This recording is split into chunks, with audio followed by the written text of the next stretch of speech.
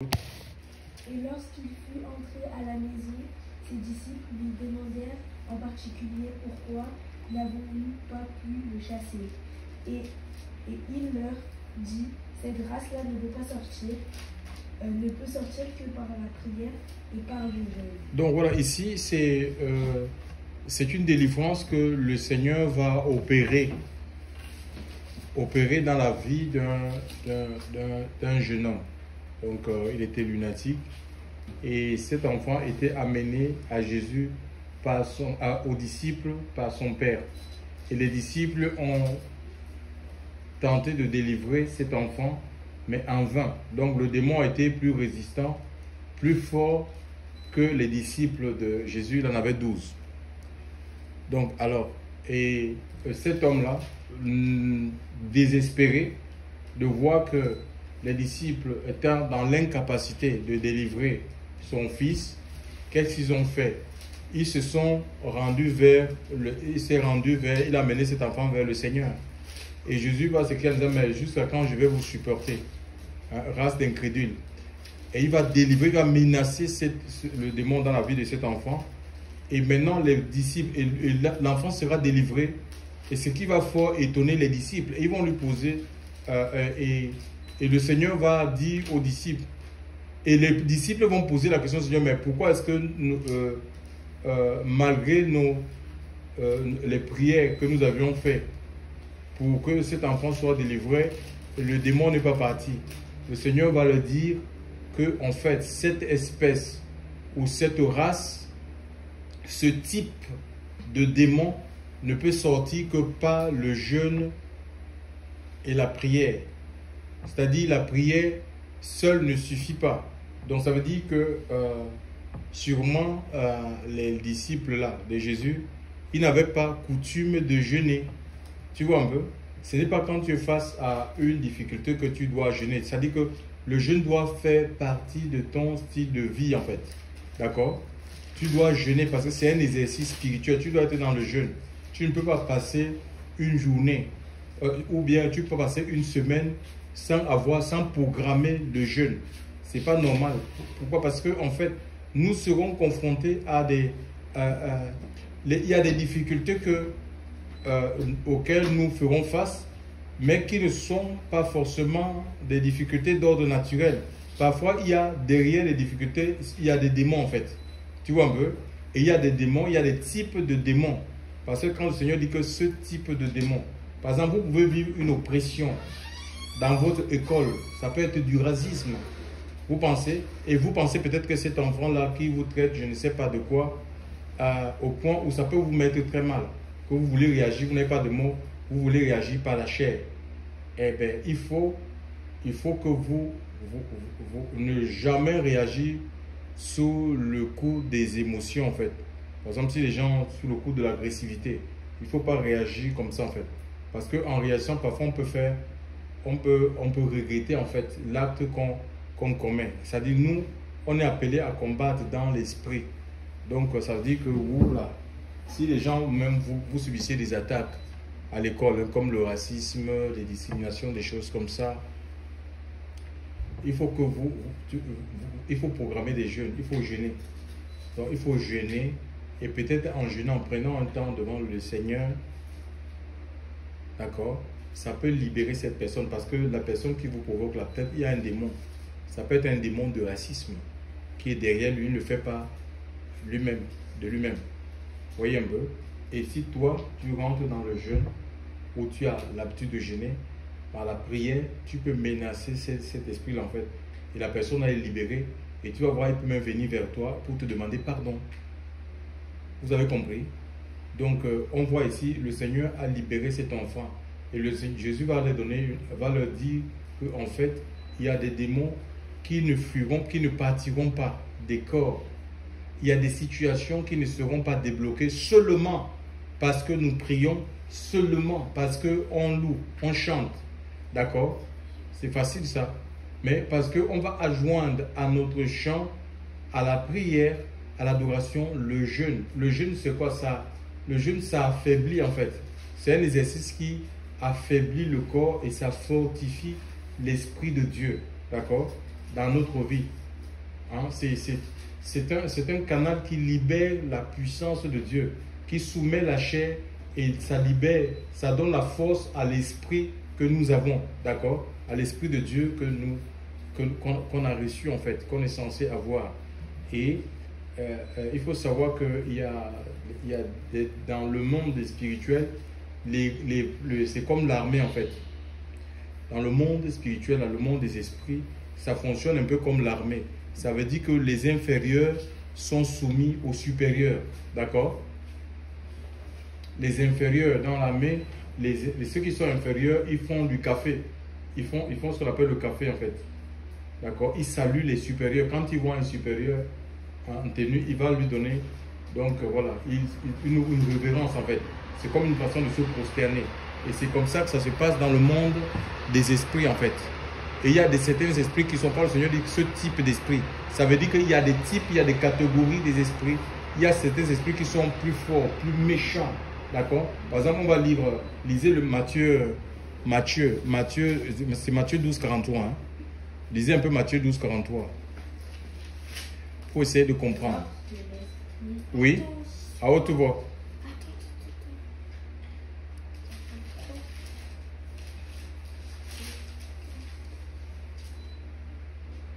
Oui? Oui, vas-y. Lorsque l'esprit impur est sorti d'un homme, il va par des lieux arides, cherchant du repos, et il n'en trouve point. Alors il dit, je retrouverai dans ma maison d'où je suis sorti. Et quand il arrive, il la trouve vide, balayée et ornée. Il s'en va et il prend avec lui cet autre esprit plus méchant que lui. Ils entrent dans la maison, s'y établissent. Et la dernière condition de cet homme est pire que la première. Il en sera de même pour cette génération méchante. Ouais, tu vois un peu, écoutez ce que le Seigneur entend dire. Il dit, en fait, quand une personne subit une délivrance, hein, surtout d'ordre démoniaque, si une personne est délivrée d'un esprit impur, donc parce que l'esprit vient, il possède le corps de la personne. Donc c'est comme des squatteurs en fait. Normalement, il n'est pas censé, parce que notre corps n'appartient pas aux démons ou les créatures. Les hommes sont des êtres créés pour Dieu. On est créé pour être le temple, une habitation de Dieu.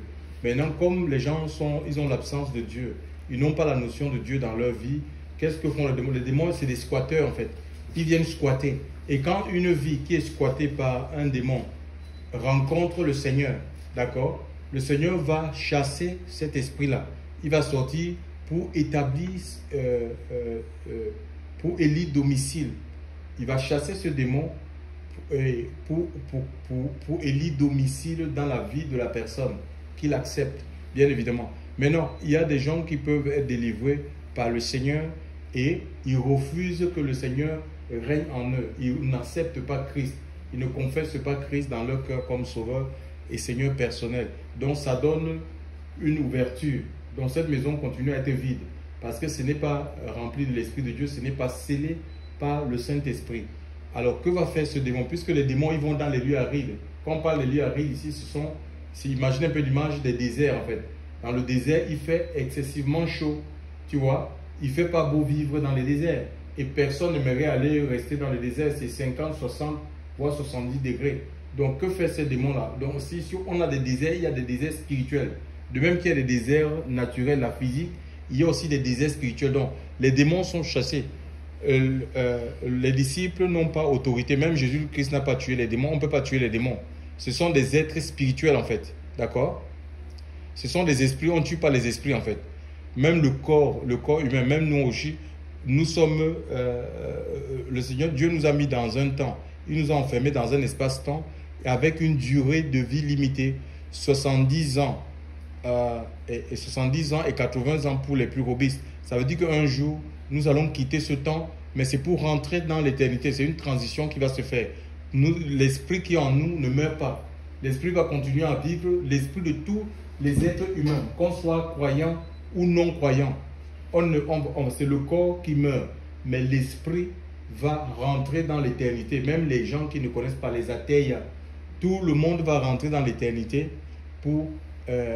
en vue du jugement dernier. Et maintenant, quand nous serons jugés, à la fin des temps, nous serons jugés ben, certains vont vivre maintenant l'éternité dans le feu. Ceux qui n'ont pas accepté le Seigneur, et d'autres vont être dans la félicité, dans la présence de Dieu.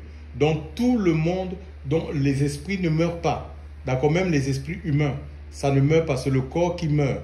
Et on voit donc que les démons là, les démons vont dans des lieux, dans les déserts spirituels, et quand ces démons là, puisqu'ils ne trouvent pas du repos, il n'y a pas de repos, chez toi ils étaient reposés, ils mangeaient, ils se nourrissaient, ils se nourrissent du péché, ils te poussaient par exemple ils peuvent te pousser dans des trucs, des péchés en fait, dans l'alcoolisme, dans la drogue, dans le sexe, des choses comme ça. Et eux, ils se fortifient en fait, ils te poussent au péché et le péché les fortifie, ça renforce leur force dans ta vie, d'accord? Et qu'est-ce qui va se passer? Quand il est chassé, il dit, mais je vais retourner là où j'étais. Mais s'il trouve que cette personne-là, à qui le Seigneur a chassé, a chassé le démon, et que cette personne ne veut pas accepter Jésus-Christ, parce que c'est Jésus qui est la seule protection en fait. Quand on l'accepte, il nous scelle de son esprit pour le jour de la rédemption. C'est-à-dire qu'il nous rend inaccessibles.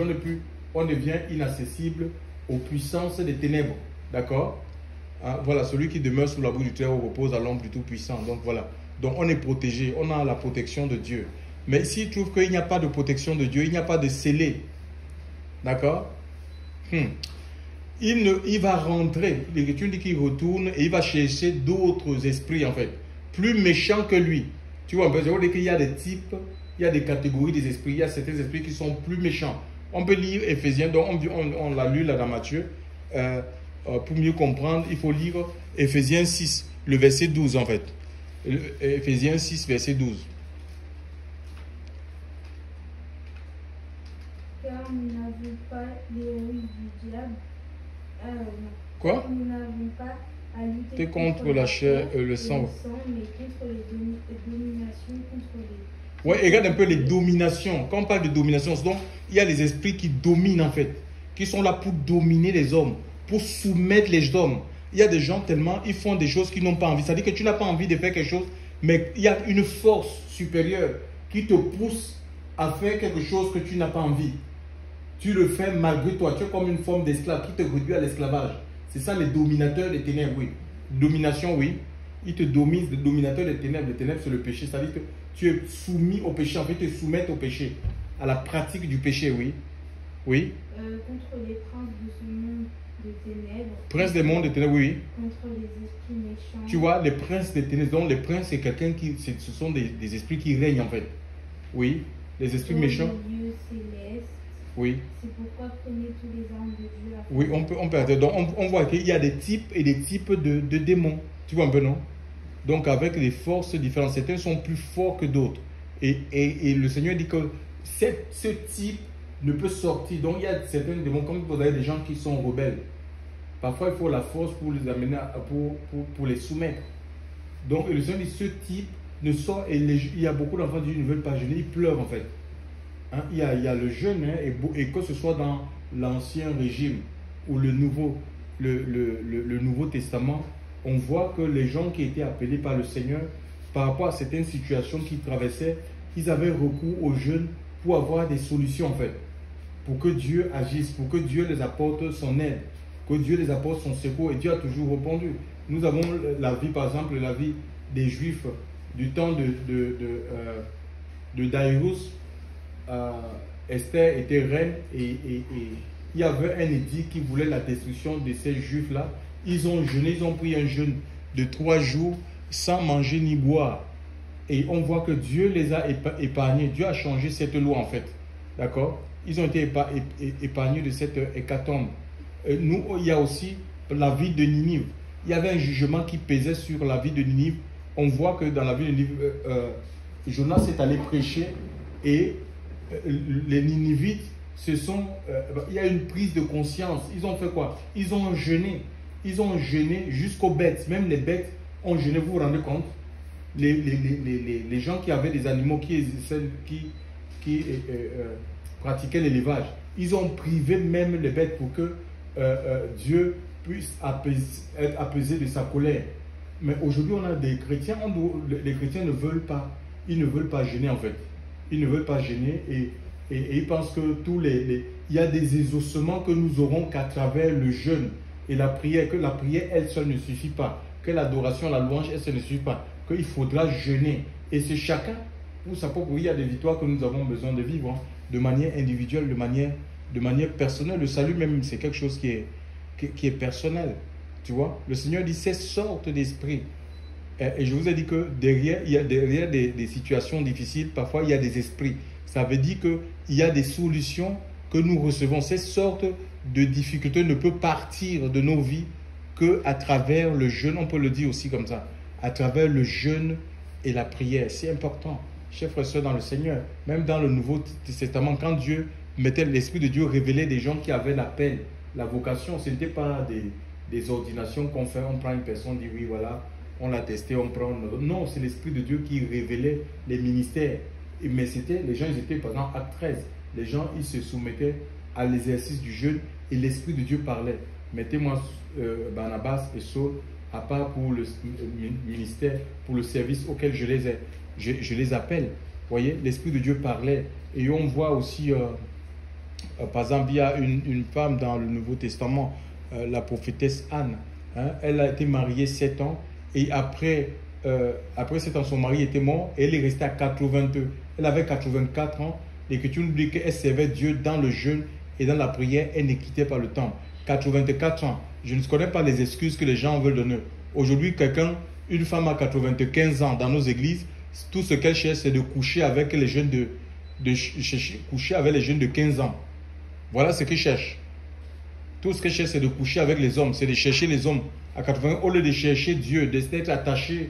Quand on parle de temple, c'est la sainteté, d'être attaché à la sainteté, de consacrer sa vie pour chercher Dieu dans le jeûne de la prière. Et cette femme, elle publiait, nous dit Anne, elle publiait, donc son temps était dédié vraiment pour servir Dieu, dans le jeûne, dans la prière, et elle publiait, elle annonçait la venue du Messie. Vraiment que le Seigneur nous aide. Mes enfants, attachez-vous à Dieu. Dieu a donné toutes les solutions. Toutes les solutions sont en Christ, les armes, les ingrédients pour nous maintenir dans la victoire, pour protéger la victoire qu'il nous a donnée et pour nous permettre d'exceller en fait, de vivre les promesses, les desseins de Dieu sur la terre, chers frères et sœurs dans le Seigneur. Tout est accompli. Il n'y a pas de situation qui soit difficile pour le Seigneur. Mais si on reste là assis en disant que tout est accompli, ça va nous tomber du ciel. Ce n'est pas possible. Il y a un deuxième ciel qui est occupé par les esprits. Et même quand Dieu libère les exaucements, ben, ces esprits-là, ils jouent avec les bénédictions des enfants de Dieu comme du ping-pong. Le Seigneur, Dieu peut accorder un emploi et c'est bloqué parce que nous recevons spirituellement avant que la chose ne se matérialise en fait. Voyez un peu. Et si nous on est sur la terre dans la distraction, si on est dans les jeux, on ne travaille pas à notre salut, ben nous allons passer à côté des promesses de Dieu et la grâce de Dieu dans notre vie sera vaine. On va penser que Dieu ne nous voit pas et on va se mettre à envier la vie des autres alors que ces gens-là, les autres, ils cherchent Dieu dans le jeûne, ils cherchent Dieu dans la prière, ils cherchent Dieu dans la sainteté, ils se détachent du monde, des œuvres de la chair pour se laisser remplir par le Seigneur et être des instruments pour sa gloire. Donc rien n'est à négliger en fait. Et le jeûne c'est aussi une âme, c'est un exercice spirituel qu'il faut qu'on exerce. Pourquoi? Parce que le Seigneur lui dit que l'homme ne vivra pas de pain seulement. Même le Seigneur, Jésus qui était rempli de l'Esprit de Dieu, rempli, lui qui est venu de Dieu, le Dieu manifesté en chair, il a jeûné, poussé par l'Esprit de Dieu, il a jeûné pendant 40 jours. Moïse a jeûné pendant 40 jours pour recevoir la Torah. Le Seigneur ne demande pas de jeûner pendant 40 jours, mais il veut nous faire comprendre qu'on ne vivra pas de pain, l'homme ne vivra pas de pain seulement, parce qu'il y a des temps où on peut ne rien avoir. Et si on n'a pas habitué notre estomac dans le jeûne et dans la prière, on peut se retrouver on peut se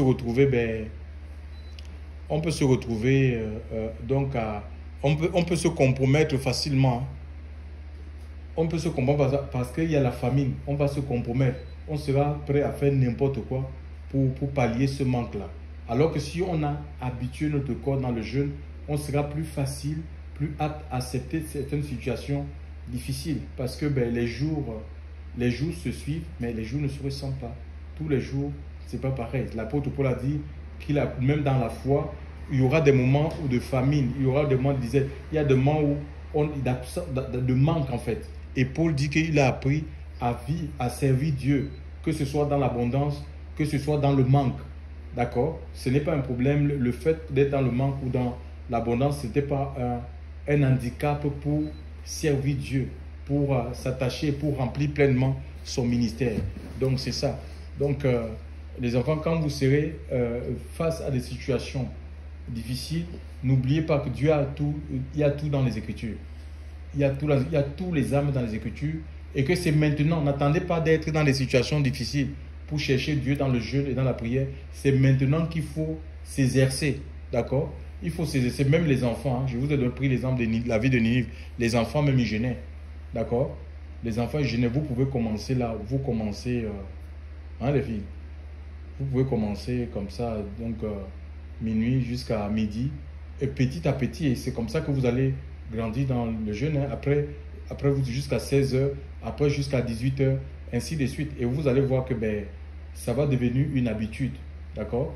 Et ça va vous fortifier intérieurement. Dieu parle à travers le jeûne, la veille. Dieu se révèle à travers le jeûne et la prière. Dieu peut vous donner une instruction, une direction à travers le jeûne. Il peut même vous donner des cadeaux du ciel, un don de l'esprit à travers le jeûne de la prière. Dieu peut vous visiter spirituellement à travers le jeûne, la prière. Ça, c'est important. Alléluia.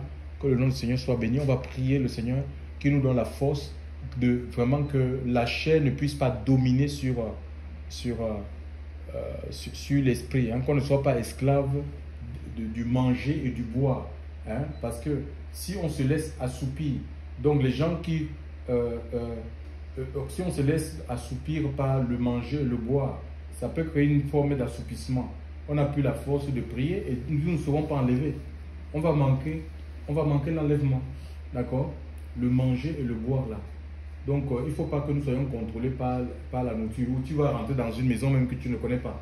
Certains ont mangé le poison comme ça. Parce que tu ne peux pas te passer du manger, du boire. Directement, tu vas trouver des trucs à table. Il n'y a personne et tu mets dans la bouche. Ça peut être un poison, ça peut être un repas qui a été peut-être programmé pour tuer une personne. Et c'est comme ça qu'on va perdre sa vie, chers frères et sœurs. Alléluia. On ne tombe pas dans la tentation. Ce n'est pas parce que le Christ est que nous devons nous laisser tenter. Hein. Ah non. Ce n'est pas parce que le Christ existe que nous, on doit se laisser tenter. Hein. Hein? On doit accepter les tentations, on doit s'exposer. Chers frères et sœurs dans le Seigneur, que le Seigneur puisse nous garder. On va prier Dieu. Père, nous te rendons grâce. Merci parce que tu es Dieu, Seigneur.